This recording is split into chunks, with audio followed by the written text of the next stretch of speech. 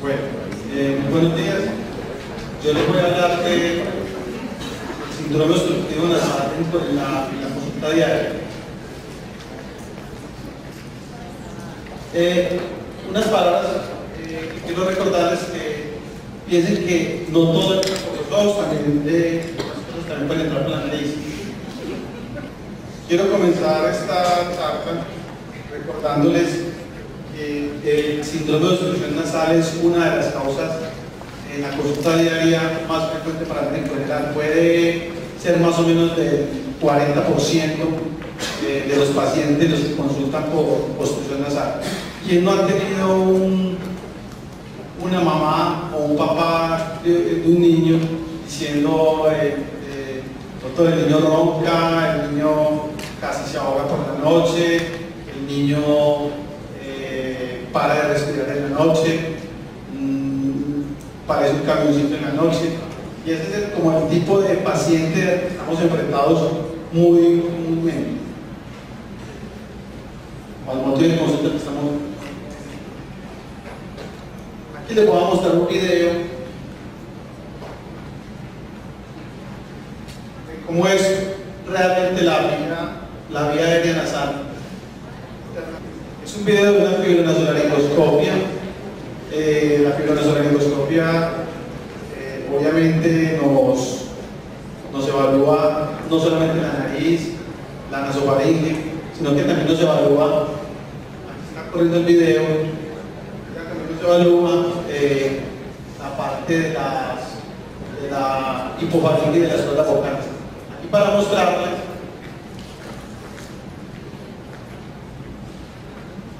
puede volver a ver. Acá ustedes pueden ver el cornete inferior. En la parte izquierda está la fosa nasal derecha, el cornete inferior, el septum nasal en la parte derecha de ustedes, y lo que están viendo ahí es la trompa de Eustaquio, ese orificio, que aparentemente se ve muy grande, pero es un orificio muy pequeño y muy relacionado con toda la patología de oído que a veces se asocia a cualquier trastorno de la nariz. Ahí están viendo la imagen del fibronasolaringoscopio. El fibronasolaringoscopio puede ir hasta una zona. El fibronasolaringoscopio puede ir hasta una zona donde queramos. Bueno, ¿de qué vamos a hablar realmente aquí? Aquí vamos a hablar de dos zonas importantes. La primera, vamos a hablar de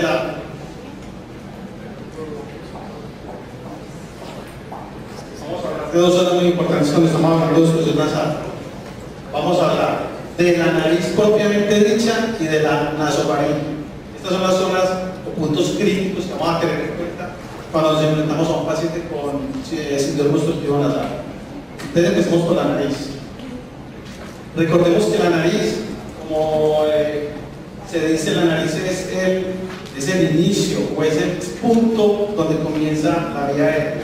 Es el punto donde inician los pulmones, es el guardián del tracto respiratorio inferior, es el iniciador de toda respuesta inmune y no siempre un problema de la vía, esta vía aérea única, decimos vía aérea única porque la nariz comparte el mismo tipo de epitelio respiratorio que tiene toda la vía aérea desde la tráquea y bronquios distales. Los signos y síntomas más comunes por los cuales nos puede consultar un paciente con obstrucción nasal, como les dije ahora, generalmente son que el niño ronca, que el niño respira por la boca, que el niño hace casi ahogos nocturnos, que para de respirar. Y hemos dividido todos esos síntomas entre agudos y crónicos. Ese niño que nos está consultando puede estar consultando simplemente, cuando estamos hablando de algo, puede estar consultando simplemente por un resfriado común. En casos crónicos puede estar consultando por una rinitis alérgica que no se puede dejar de tener en cuenta como uno de los diagnósticos más frecuentes como causa de obstrucción nasal. Ya sabemos que más o menos el 30% de la población, tanto entre niños y adultos, tienen una incidencia de rinitis. También la rinosidiosis crónica como parte de de las posibilidades diagnósticas en el paciente con una obstrucción que consulta por una obstrucción crónica. No dejemos pasar por alto que muchas de esas consultas por obstrucción nasal pueden estar asociados a situaciones mucho más graves como son las que les voy a mostrar enseguida simplemente con imágenes. Y también que a veces el paciente no consulta por síntomas propiamente nasales. Es decir, el paciente no va a decir que siente la nariz tapada, sino que hay una serie de síntomas que nos pueden hacer pensar que el paciente sí tiene una obstrucción nasal y que está respirando más por la boca que por la nariz. Esos síntomas son como el paciente que dice que todos los días en la noche, en la mañana amanece con la boca seca, que manifiesta definitivamente que tiene una respiración oral, que ronca. También está la palabra que hace casi ahogos nocturnos, que tiene síntomas de escurrimiento posterior, y todos estos síntomas que no son propiamente nasales nos deben hacer alertar y pensar que ese paciente está posiblemente ante un síndrome de apnea obstructiva del sueño que tenemos que entrar a investigar y a hacerlo los exámenes pertinentes. Hay cosas muy evidentes, como son los pacientes que consultan con poliposis nasal. Eso es una poliposis nasal de la zona nasal izquierda. Eso es un caso extremo. No es lo común que un paciente llegue a la consulta con esto, pero tampoco es infrecuente.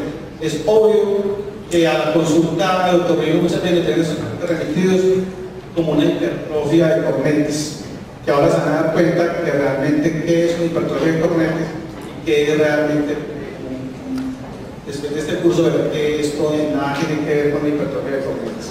Esto es simplemente la expresión máxima de una inflamación nasal que la llamamos poliposis nasal. Posiblemente en esta fosa están ya los pólipos en un estado muy avanzado, y en esta fosa que no la estamos evidenciando porque posiblemente tenemos unos pólipos más pequeños. Porque generalmente la poliposis nasal, como causa de obstrucción nasal, va asociada generalmente a los cuadros de rinitis alérgica y en sus etapas, digamos, más avanzadas de inflamación y de complicación, que es a lo que no queremos llegar cuando un paciente realmente, si tiene rinitis, desde un principio se maneja adecuadamente con la terapéutica adecuada.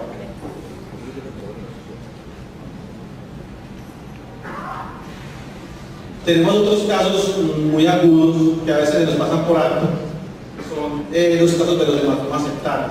Recuerden que los hematomas septales son generalmente esta imagen que ustedes están viendo aquí, que es como un ahombamiento. También nos han remitido pacientes con esta imagen como una hipertrofia de cornetes. Y simplemente es un paciente que tuvo un trauma hace un tiempo, unos 8 o 7 días, y de un momento a otro se le tapó la nariz, empezó a respirar por la boca. Un niño, un adolescente, no se le da tanta importancia a la rhinoscopia, que es lo que pretendo hacer énfasis al final de la charla, que nosotros los médicos en general no necesitan equipos sofisticados como los que usan los otorrinos para hacer una buena rhinoscopia y un buen examen físico. Eso es un hematoma septal, eso es una urgencia. Aquí entre el tabique y la mucosa hay un hematoma, hay sangre, eso se sobreinfecta, el cartílago se deja de nutrir y finalmente va a producir secuelas estéticas importantes en el paciente. Entonces este es otro ejemplo muy típico de un paciente que consulta por obstrucción nasal. A veces es por trauma, como les dije, pero también muchas veces es simplemente pacientes que les dio una gripa o les dio una sinusitis y de un momento a otro la bacteria invade cualquier escoriación que el paciente tenga en la mucosa y se sobreinfecta. A veces es hematoma, a veces es de una vez un absceso práctico.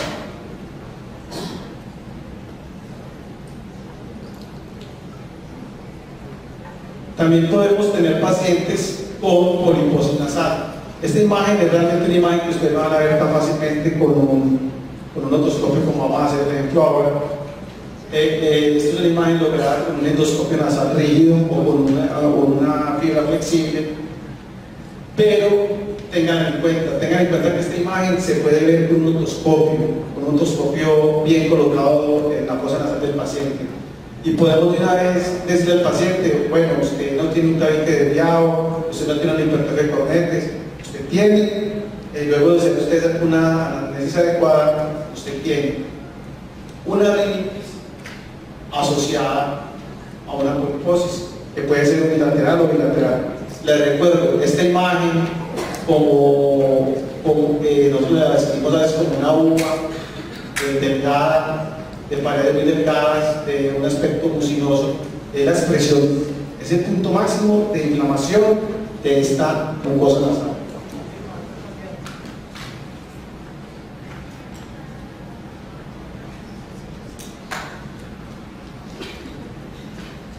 También tenemos que tener en cuenta que los pacientes que consultan por obstrucción nasal, a veces dentro de la anamnesis tenemos que tener en cuenta, como les decía ahora, es agudo, es crónico, con un buen otoscopio, podemos evidenciar fácilmente que el paciente lo que tiene es una rinosinusitis aguda.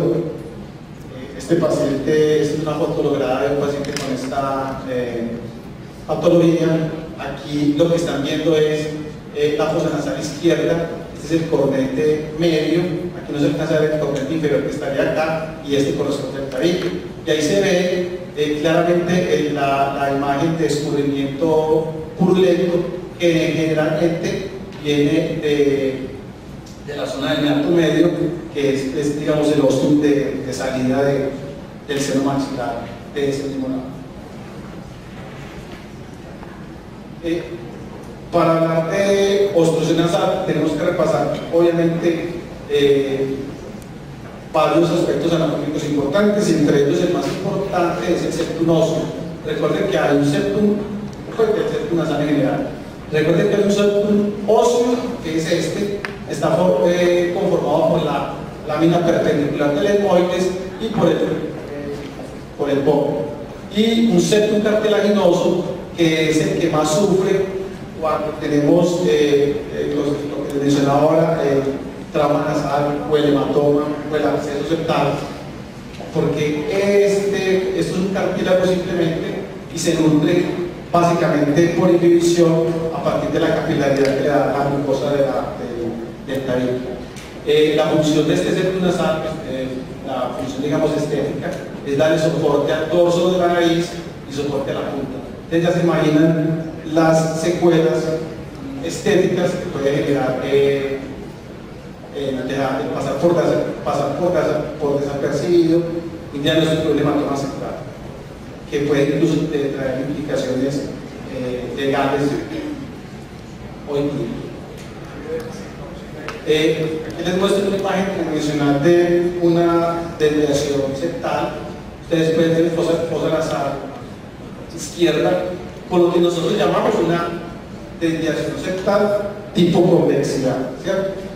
En las desviaciones septales nosotros les decimos, cuando están aquí en la parte más anterior, les decimos convexidad septal tipo cresta basal o cresta o convexidad apical, o sea, pues que está un poco más arriba de la parte basal.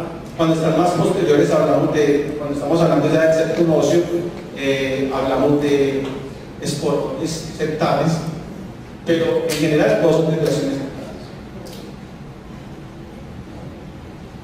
septales. No se nos puede pasar nunca por desapercibido que podemos tener un paciente con obstrucción nasal y nosotros simplemente vemos cornetes, tabique, si tiene alguna más o no, preguntamos para algunos síntomas rinoalérgicos. Generalmente terminamos, si es un niño, en unos rayos de cabo, que ahora quiero hacer algunas anotaciones acerca de los rayos de cabo. Pero se nos olvida también una de las estructuras más importantes que tenemos en la anatomía nasal, y es la válvula nasal. La válvula nasal, esta es la nariz de perfil, y aquí vemos un esquema de que la válvula nasal. La válvula nasal es esta área, este ángulo que en nuestra población mestiza se considera que tiene un ángulo normal de 10 a 15 grados. La raza negra puede tener un ángulo un poco más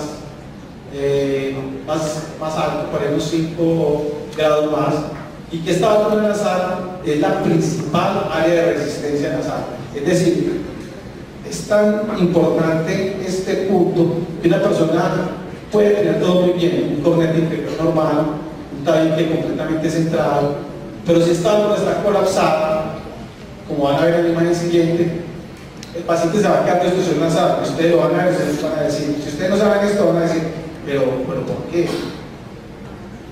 Pero si analizan la válvula nasal, se van a dar cuenta que, como es la principal área de resistencia nasal, y eso quiere decir que es el punto que cuando el paciente inspira, si no tiene la distancia adecuada, se va a colapsar. Es decir, por el defecto que llamamos de Bernoulli, cuando el aire entra por esta zona de tejido blando, que es la área de los cartílagos laterales superiores, que son estos, y el cartílago lateral inferior que corresponde a este, se va a colapsar muy fácilmente. Realmente los límites de esa válvula nasal son el tabique, los cartílagos laterales superiores, inferiores y el cornete inferior. Miren este ejemplo. Vamos a pasar unas diapositivas para mostrarles el ejemplo. No es el ejemplo que hay ahí para no me quedo el verde. Esta imagen corresponde a la depresión septal. Este es la fosa nasal izquierda con un cornete que está hipertrófico, un cornete inferior, este es el piso de la nariz, y ese es el tipo de desviación que nosotros llamamos una desviación septal tipo cresta basal.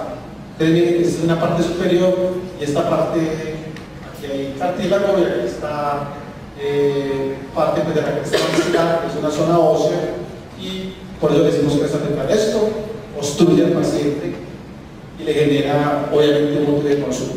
Entonces tenemos desviación septal asociada a una hipertrofia turbinal contractante.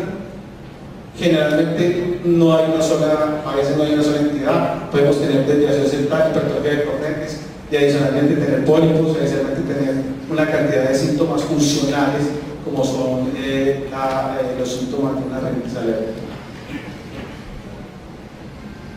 Esta imagen también lograda con endoscopio, pero les digo que puede ser con un otoscopio simplemente. Muestra el otro tipo de desviación que les quería hacer énfasis, que es esa desviación más posterior que llamamos espolón.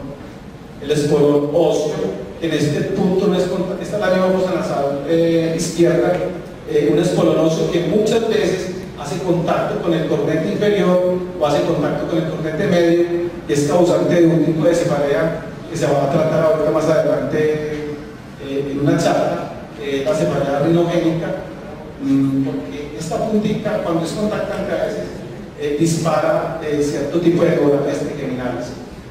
Adicionalmente en esta fotografía podemos ver un pólipo, es una foto de una cirugía en la cual se pretendía y se extirpar este pólipo que era la causa principal de obstrucción del paciente, además de esta depresión del tabique.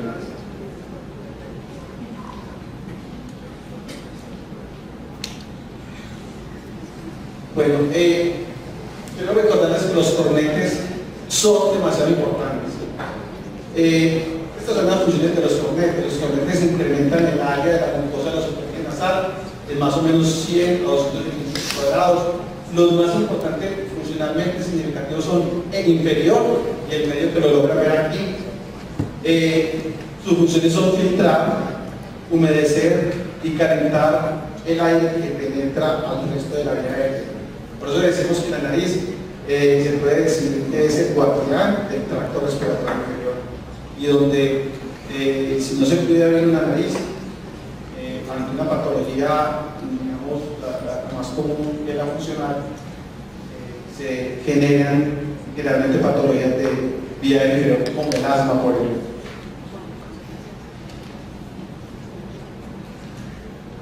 Este es el ejemplo claro de una hipertrofia turbinal. Generalmente cuando tenemos una hipertrofia turbinal asociada a una neuropatía alérgica.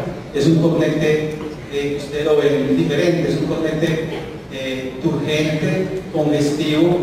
Recuerden que el cornete tiene un tejido esponjoso, es un tejido eréctil, es un tejido que se dilata, generalmente como respuesta a esos alergenos o patógenos que pueden ser virus, bacterias, micropartículas, y generan progresivamente un tamaño que a veces llega a un punto de no retorno, y es cuando el paciente consulta.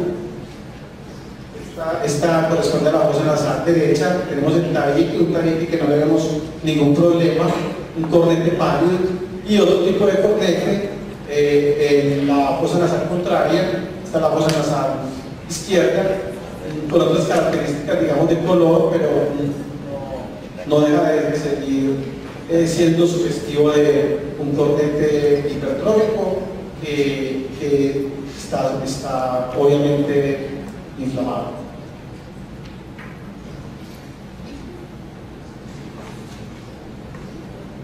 Esta era la imagen que les quería mostrar de la válvula nasal. Miren, recuerdan el ángulo que les mostré de 10 grados. Esta es la válvula nasal normal. Aquí está el septum nasal y esto corresponde a los cartílagos laterales superiores e inferiores. Y esta es una válvula nasal colapsada. Si ustedes logran fijarse bien en ese paciente, eso no le demora nada. Ustedes pueden ver que aquí ya hay lo que llamamos una convexidad del tabique a nivel de la válvula nasal. Y simplemente por eso el paciente consulta, ustedes pueden que todo lo demás se le encuentre completamente normal y que no sufra sino de eso. Puede ser un paciente que haya operado la nariz, puede ser un paciente que haya tenido un trauma nasal, puede ser algo congénito. Algo muy importante que deben tener en cuenta es que en los cornetes existe el ciclo nasal.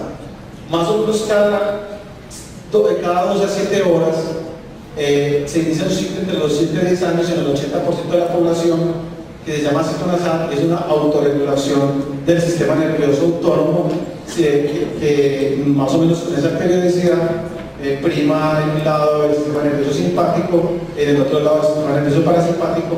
Y si ustedes hacen el ejercicio, ustedes en estos momentos pueden taparse una fosa nasal. Normalmente no se crean de obstrucción nasal muchos. Si se tapan una fosa nasal, pues se dan cuenta que van a respirar muy bien, y si se tapan la otra dicen, estoy respirando mal por esta voz. Es porque esa otra fosa nasal está en ciclo nasal, es decir, está congestionada, pero por un mecanismo fisiológico. Eso no es ninguna patología. Y tiene como función acondicionar el aire, humedecerlo y mejorar pues, obviamente la temperatura con la que va a continuar en su trayecto hacia la vía del interior. Recordarles que tenemos pacientes que llegan con un paciente realmente el médico lo ve en ciclo nasal y que lo remite por poliposis nasal por una imagen como esta. Y no es un pólipo nasal, obviamente. Aquí tenemos cornete de un tamaño normal, cornete inferior, piso nasal, un tabique, una fosa nasal, un cornete medio y un cornete en ciclo nasal. Le dice el mismo lado, 2 horas después. Bueno, les vamos a mostrar una diapositiva donde quiero hacer un resumen del diagnóstico diferencial del síndrome obstructivo nasal. Tenemos la siguiente división. Hay causas estructurales y causas funcionales de obstrucción nasal. Entre las causas estructurales tenemos las traumáticas. Ya saben que existe la septal, para que la tengan en cuenta, que existe el hematoma septal, que existe en los niños muy pequeños la atresia de Coagras, que la atresia de Coagras puede ser uni o bilateral. Si es bilateral, es casi que se diagnostica en el momento del nacimiento. Si es unilateral, el paciente quizás se demora un poco más los padres en consultar por este diagnóstico, pero nunca se debe tener, nunca se debe descartar. Tenemos esas las congénitas, Tenemos, por ejemplo, como la estenosis de la apertura piriforme y otras que son a veces muy evidentes externamente, como el glioma nasal y el encefalocele, afortunadamente muy raras. Y tenemos las funcionales que obviamente también muy comunes. Bueno, tenemos también que la estructura de los tumores benignos, como en una esofiofibroma, que nunca lo podemos dar de tener en cuenta. Yo creo que la primera charla y la charla de pistas se mencionó que la esofiofibroma es tiene unas características importantes para diagnosticarlo. Paciente hombre, joven, es un paciente que cumple con unos criterios importantes para sospechar siempre una esofiofibroma. Ahora les voy a mostrar una imagen. Pero es un tumor benigno, pero obviamente altamente amorfo. Tenemos el papiloma invertido, tenemos los pólipos que les he mostrado. Entre los tumores malignos tenemos el carcinoma celular de senos paranasales. Y entre las causas funcionales netamente la rinitis alérgica y la rhinosinusitis. La rhinosinusitis que puede ser aguda, crónica y crónica polipoidea o no polipoidea, de esto se va a ver en una charla posterior. Bueno, ¿qué debemos tener o qué podemos tener para hacer una buena valoración nasal? Una pizza en bayoneta, a veces la podemos tener, un algodoncito impregnado de oximetazolina, un espéculo nasal. Hoy en día pues, en casi todos los servicios existen espéculos de plástico desechables o espéculos metálicos. Y esta es la herramienta que no puede faltar en ningún consultorio, en ningún sitio, y que no la sabemos aprovechar. Y en otros servicios tenemos también el fotógrafo o frontoluz, que obviamente nos ayuda también bastante. Miren, una rinoscopia, como es de sencillo hacerla, colocamos el rinoscopio o espéculo nasal, y aquí estamos evidenciando un cornete completamente normal. Una imagen ampliada de ese cornete, no se ve una patología, se ve un piso nasal completamente permeable. Y si nos volteamos un poquitico, podemos ver el tabique nasal, aparentemente sin ninguna patología, con una rinoscopia anterior. También tenemos que no desaprovechemos el uso del otoscopio. Con el otoscopio nosotros podemos ver un poco más adentro de la nariz, podemos ver la válvula nasal y podemos ver con un especulito de oído metálico o un espéculo de plástico evidenciar una hipertrofia, un cornete medio y unas características inflamatorias. Podemos ver el descubrimiento neonatal del cual el paciente ni siquiera se está quejando, como el que vimos ahora, o podemos ver esta imagen que aquí se les parecería a un pólipo. Este es un pólipo que está apenas, digamos, iniciando y este diagnóstico se puede hacer fácilmente con una otoscopio. Es con un otoscopio.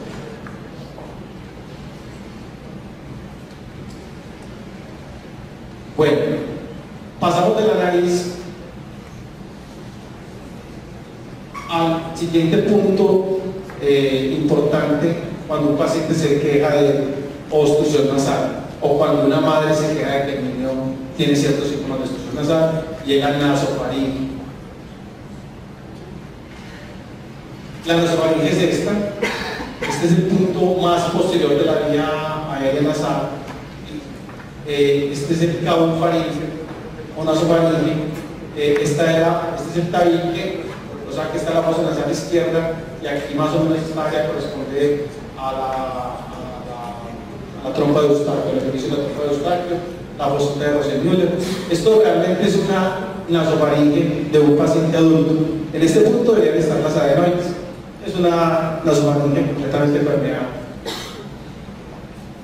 Pero podemos llegar a tener algo pues, que es casi visualizable luego de que se sospecha y se visualiza con el endoscopio nasal, que es el nasofaringe, que el nasoangiofibroma. Debido al nasoangiofibroma, porque como les dije, debuta como un paciente con epistas. y con ciertas características.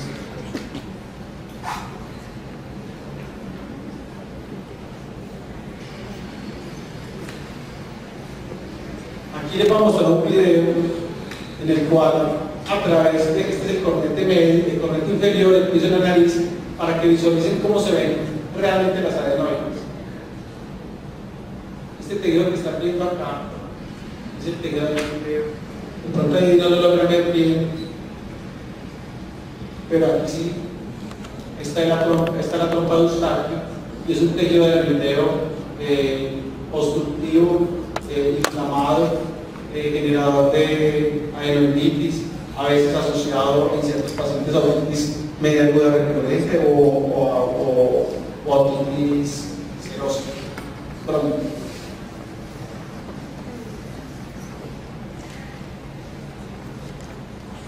Esto es la expresión máxima de una hipertrofia de adenoides que incluye completamente la nasofaringe.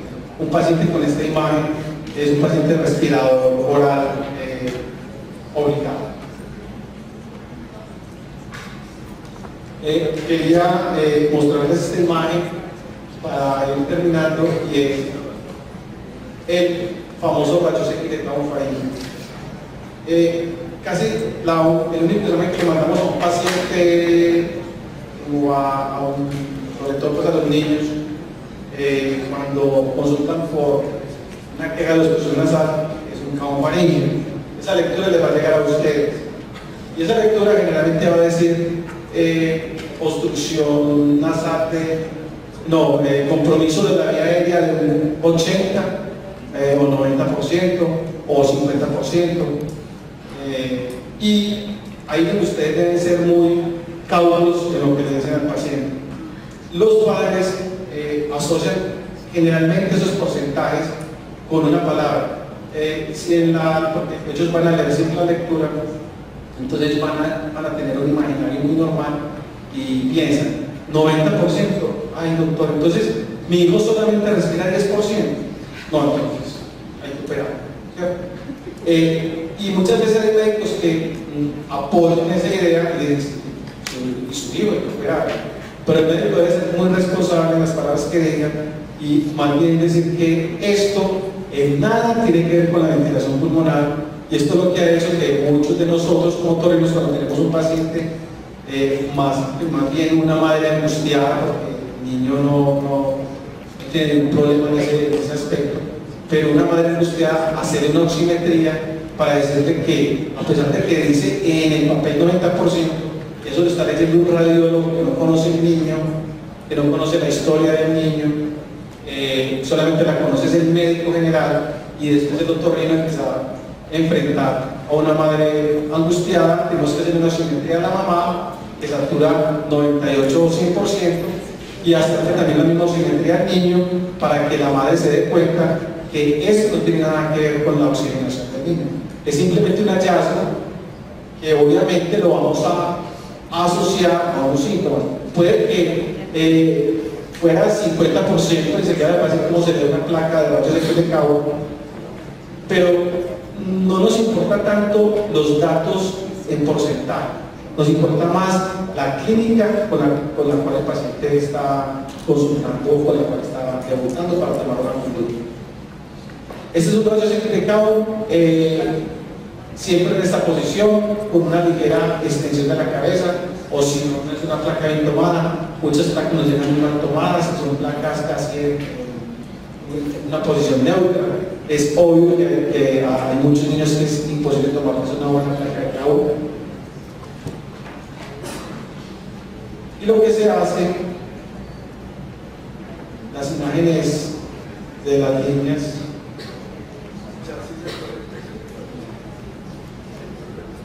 bueno, el caso es que este es el tejido adenoideo, esto tenemos la nariz propiamente dicha, este es el nasofaringeo, este es el tejido adenoideo, y lo que hacemos es trazar una línea.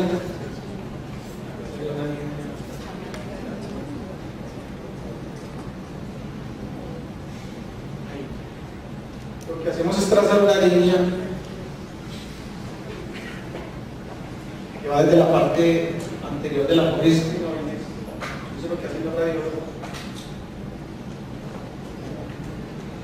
parte anterior de la polis clinoides, otra línea desde la polis posterior de la polis clinoides, ¿hasta dónde? Hasta el paladar blando. Repasemos aquí antes de seguir estructuras. Esta es la base del cráneo, esta es la silla turca, polis clinoides anterior, posterior, tejido adenoideo. Este es el paladar duro, paladar blando. A veces en este tejido se esbozan también la sombra de las amígdalas, porque el paciente tiene una hipertrofia importante también de las amígdalas. Entonces, para hacer una buena medición, tomamos dientes anterior y dientes posterior hasta el paladar blando.